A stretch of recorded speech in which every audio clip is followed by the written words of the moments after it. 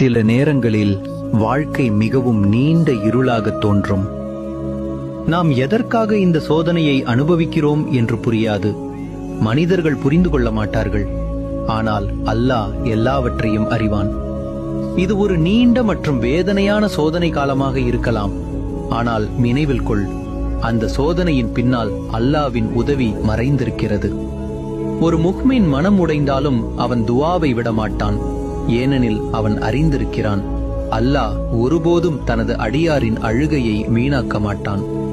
பிரார்த்தனை செய்வதில் ஒருபோதும் சலிப்படையாதே. நீ கைகளை உயர்த்தி துஆ செய்த ஒவ்வொரு தருணத்தையும் அல்லாஹ் கேட்டுக்கொண்டிருக்கிறான். நாம் நினைக்காத நேரத்தில், நாம் எதிர்பார்க்காத விதத்தில் அல்லாஹ் துஆவிற்கு பதில் அளிப்பான். அதனால் இன்று உன் கண்களில் கண்ணீர் இருந்தாலும் பரவாயில்லை. அந்த கண்ணீரை பார்த்து அல்லாஹ் உன் வாழ்க்கையை மாற்றிவிடலாம். துஆ செய். அல்லாஹ்வின் கருணை